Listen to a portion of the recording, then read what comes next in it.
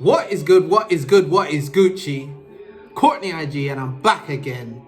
And this time, I'm here to discuss the 11-track album Being Poor is Expensive from Bashy. So, guys, it's been some time since I've even thought about Bashy, or Ashley Thomas, as he's formerly known from his acting perspective, in a music perspective.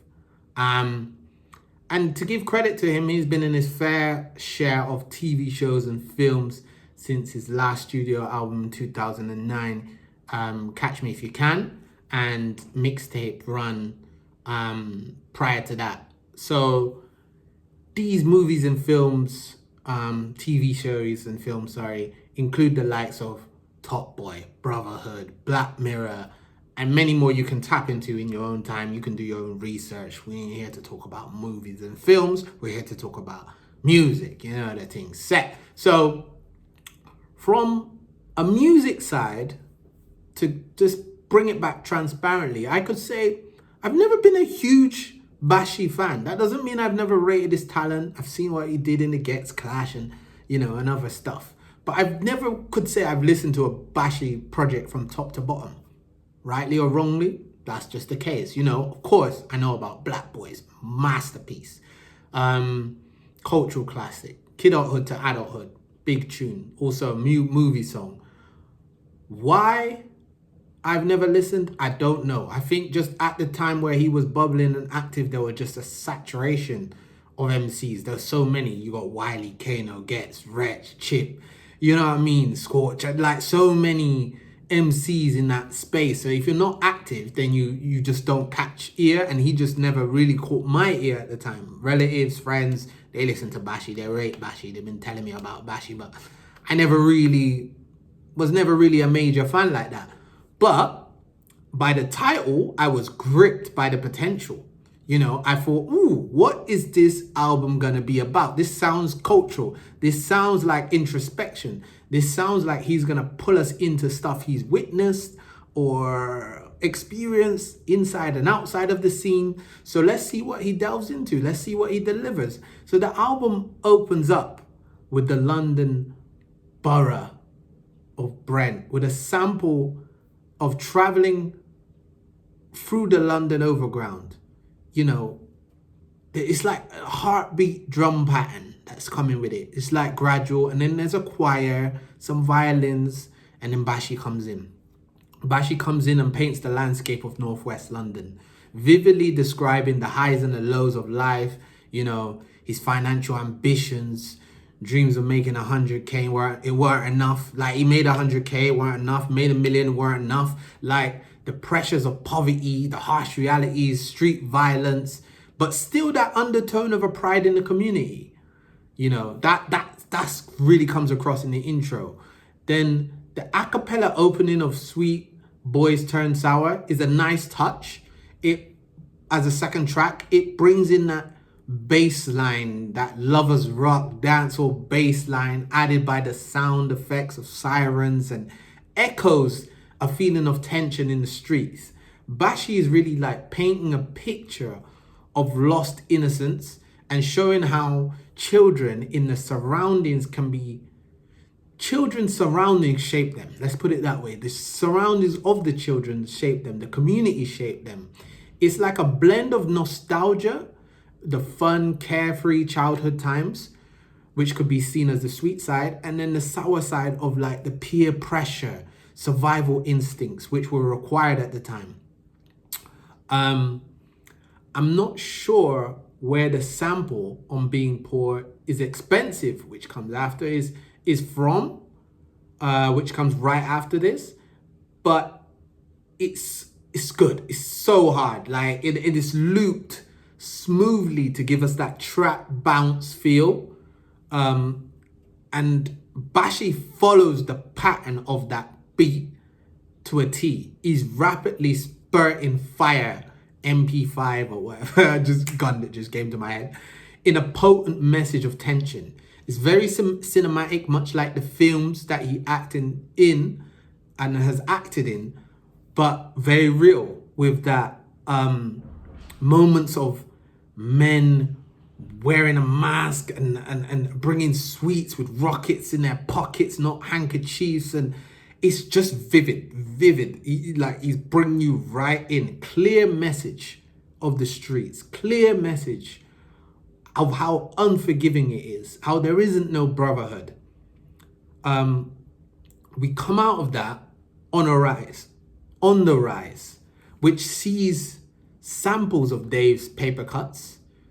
Kent's Will Rise is flipped, is looped, and it's done to make it clear that this is Northwest. This is Northwest I'm talking about. Just in case you forgot where you are, you need the GPS, you need the sat nav. Let me just bring you back exactly where you are in Northwest London.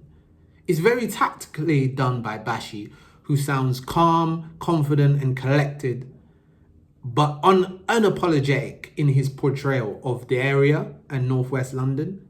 And I just really like that. It's just great song. So much like we got with Sweet Boys Turn Sour earlier on in the album, Blessed and Made in Britain, we get that feeling of Jamaica. That is why we got the shirt on, because I felt like it made sense. It made sense to put the Jamaica shirt on because I felt it throughout. But anyway, we continue. From the outset on the song Blessed, which is the first of the features on the album, we get the season pros, we get Skrapz, and we got Haile on the hook. Haile, of course. Haile makes sense. Like, makes sense. You know what I mean? Spiritual, inspiring, uplifting. But again, that undertone is there of that awareness that there are people that are wishing downfall. There are bad mind people there about, man. They're around. It's that sense of survival against, making it out against the odds. That's what you feel on this song, Blessed. You feel like that. You're making it out against the odds. There's a lot of doubters. There's a lot of criticism. There's a lot of bad mind people, but you're making it out. You're making it out. You're blessed. You know what I mean? And Made in Britain, so personal. So personal, Made in Britain. Like, there's a heartfelt message from his grandmother here at the start of the song. And I like how he gave that space. And then he gave the sample space, because it was reggae, dub sample, the breath to breathe before he even contemplated coming in and giving us that much relatable breakdown of migration from the Caribbean to UK and the history behind that time period, Windrush and the racism, the work ethics that the grandparents and the mothers and the fathers and the like that had at that time, the 1970s, I think he mentions, or 1980s.